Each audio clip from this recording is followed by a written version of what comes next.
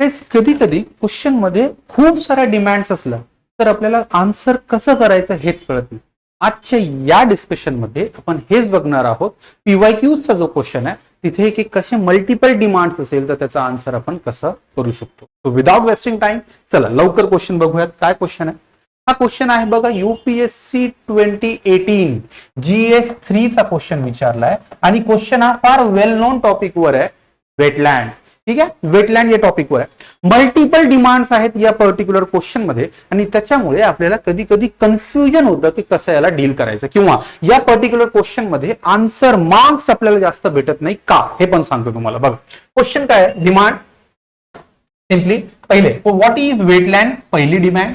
Explain the Ramsar concept of wise use in the context of wetland conservation. ठीक आहे, second demand. आणि third, site 2 examples of Ramsar sites from India. किती मार्कांसाठी question विचारलाय बघा, 10 marks साठी. जर 30 second मध्ये question read करून if you are not getting की कसा आन्सर राईट करायचं आहे, प्रिपरेशन सोडून द्या. Yes absolutely. जर तुम्हाला कळत नसेल की क्वेश्चन बघितल्या टॉपरला लगेच कळतं की मी याला कसं आन्सर करणार आहे, जर ते आपल्याला कळत नसेल तर मग एक तर प्रॅक्टिस मध्ये कमी आहे, आपण कमिटमेंट मध्ये कमी आहे आणि म्हणून मग आपण प्रिपरेशन सोडून द्यायला पाहिजे. ठीक आहे, नाही तर व्हिडिओज डेली बघा, प्रॅक्टिस डेली करा, 100% मग तुम्ही त्या कॅटेगरीमध्ये सुद्धा तुम्ही बघा. डिमांड काय? मग डिमांड आपल्याला क्लिअर आणि स्ट्रेट आहे. पहिला व्हॉट इज वेटलँड म्हणून एक्सप्लेन करायचं आहे. ठीक आहे. सेकंड हे वाईज यूज कॉन्सेप्ट काय आहे ते सांगायचंय. वाईज यूज कॉन्सेप्ट काय आहे ती सांगायचंय.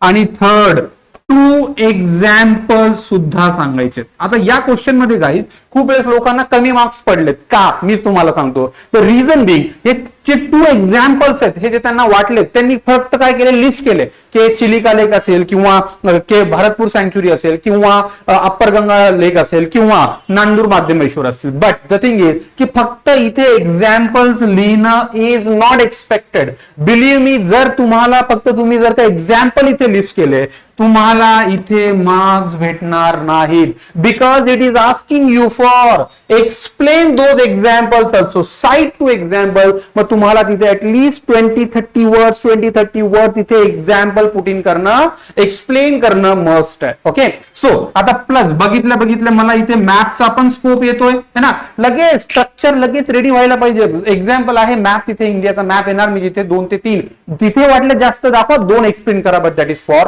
शुअर. आणि मग कन्क्लुजन. स्ट्रक्चर क्लिअर होतोय. येस. बघा मग इंट्रोडक्शन मध्ये व्हॉट इज वेटलँड.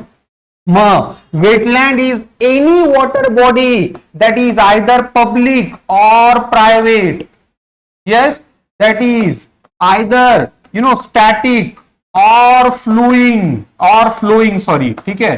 और it is salt water or brackish water or fresh water. Right. It is, you will find that is permanent or temporary. ठीक है. So this body can be of any nature and the depth of which cannot exceed 6 meters. Yes, 6 meters पेक्षा जास्त depth नाहीये अशी ही body is simply what a wetland. या मग एवढी जर का तुम्ही बघा, एवढी डेफिनेशन जर का दिली तिथे पॉइंट फॉर्मॅट, ही स्टँडर्ड डेफिनेशन. या this is what a standard definition. जर ही तुम्ही दिली तर बिलीव्ह मी गाईज तुम्हाला तिथे इंट्रोडक्शन मध्ये 100% मार्क्स भेटतील. का? कारण इव्हॅल्युएटरला आयडिया असेल की या इंडिव्हिज्युअलने ज्यांनी लिहिलंय त्याला वेटलँड काय ही आयडिया 100% आहे. Getting right. मग इथे काय करू शकता तुम्ही, एक्झाम्पल्स लिहा. मग इंडियाचे लिहा, वर्ल्डचे लिहा, the way you find it suitable. तुम्हाला जो वाटतो तिथे तुम्ही तो एक्झाम्पल लिहिणार. पण इंट्रोडक्शन कम्प्लीट कधी होईल, जेव्हा तुम्ही एक्झाम्पल लिहिणार तेव्हा तुमचं इंट्रोडक्शन कम्प्लीट होईल. मग आता पुढचा पॉइंट काय, मेन बॉडी. मेन बॉडी मध्ये काय करणार आपण, मग वेटलँड लिहिलाय. ठीक आहे. मग तुम्ही इथे वाटल्यास लिहू शकता इंडिया. राईट. मग आजच्या डेटला, कारण आपण 2026 मध्ये 2018चा क्वेश्चन आहे, पण India has 98 Ramsar sites, those are being declared and having more than unofficially 4 to 5 lakhs of wetlands here in the country. मग आपल्याकडे 4 to 5 lakhs किंवा त्याच्यापेक्षा जास्त वेटलँड्स आहेत आणि म्हणून मग ते आपल्याला होल्ड करणं किंवा करणं मस्ट आहे. ठीक आहे. मग आता इथेच तुम्ही इंट्रोडक्शन करणार. मग ट्रान्झिशन मध्ये मेन बॉडी मध्ये रॅमसार कॉन्सेप्ट और रॅमसार कॉन्व्हेन्शन. ठीक आहे 1971. मग Ramsar convention is again of it is device for the identification and protection of international wetland sites and it focuses on wise use concept. The center of Ramsar Convention is wise use concept, where it again first it focuses on conservation of Ramsar sites and plus sustainable use of Ramsar sites. ठीक है, conservation of Ramsar sites and sustainable use of Ramsar sites ही दोन की strategies आहे of wise use concept. मग इथे simply for that matter मग काय रॅमसर site म्हणतो किंवा रॅमसर कन्व्हेन्शन म्हणतो, तुम्ही हे जे सारे कन्व्हेन्शन आहे किंवा साइट्स आहे यांना आयडेंटिफाय करा, त्यांचं थ्रेट आयडेंटिफाय करा. ठीक आहे, what sort of threat they are facing, then you have to include community participation and awareness is equally a key under this wise use concept. Again, wise use concept focuses on conservation and sustainable use of Ramsar sites, taking into the consideration of its social, ecological and environmental significance as well. That is what this Ramsar wise use concept फार important आहे guys. आणि जर तुम्ही असं त्याला religiously नाही in depth जर का एक्सप्लेन केलं नाही तर त्याला कळणारच नाही की तुम्हाला किती आयडिया आहे. And he will be giving you know marks according. म्हणजे मी असं नाही सांगत याला किती फार एक्सप्लेन करायचंय, but at least you should have explain it 60 to 70 words also. ठीक आहे, मग इथे तुम्ही तेवढे वर्ड्स तिथे द्यायला पाहिजे, कारण आपल्याकडे परत 25-25 वर्ड्स आपल्याला साइट्स एक्सप्लेन करण्यासाठी पण लागणार आहे. बट होऊ शकतं का? येस, 100%. ठीक आहे, मग सेकंड काय, टू एक्झाम्पल. ठीक आहे, टू एक्झाम्पल. मग टू म्हटल्यावर फक्त दोनच नाव देणार का? नाही. You shall draw the map of India and you shall list various examples there.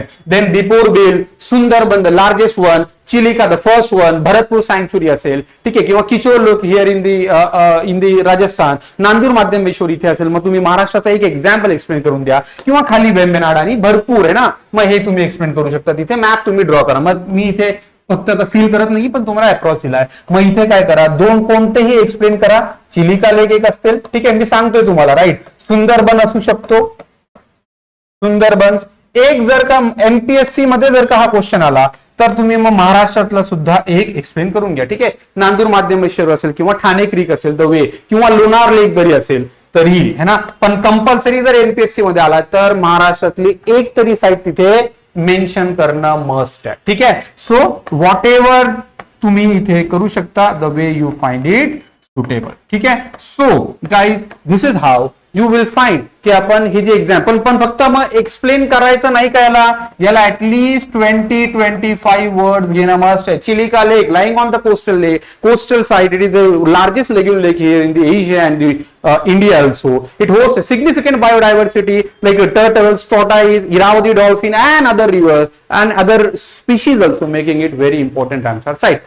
Sundarban, one of the largest Ramsar sites here in the country, which is 60% spread in the Pakistan, 60%, 40% here in the country, Bangladesh, okay, and making it one of the very rich in terms of biodiversity. मग तुम्ही खाली Nandur माध्यमेश्वर, Thane creek किंवा लोणार लेक आहे ना, that is a meteoritic lake and hosts a significant biodiversity, आणि तिथे काही species mention करू शकता. ठीक आहे, मग स्ट्रक्चर कळालाय. येस, आणि then the next one is conclusion. मग conclusion काय करणार, the way.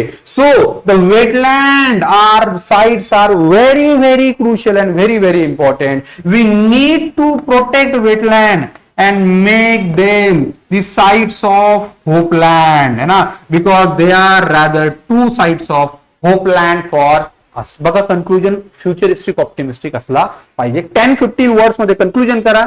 That is all fine. with demand पण फुलफिल झाली आहे, स्ट्रक्चर पण फुलफिल झालाय, आणि overall explanation also. I hope you guys are getting this, कसं डील करायचं आहे. सो जर आवडलं असेल तर सबस्क्राईब करायला विसरू नका, लाईक करा, शेअर पण करा, आणि परत भेटूयात आपण नेक्स्ट व्हिडिओमध्ये. थँक्यू.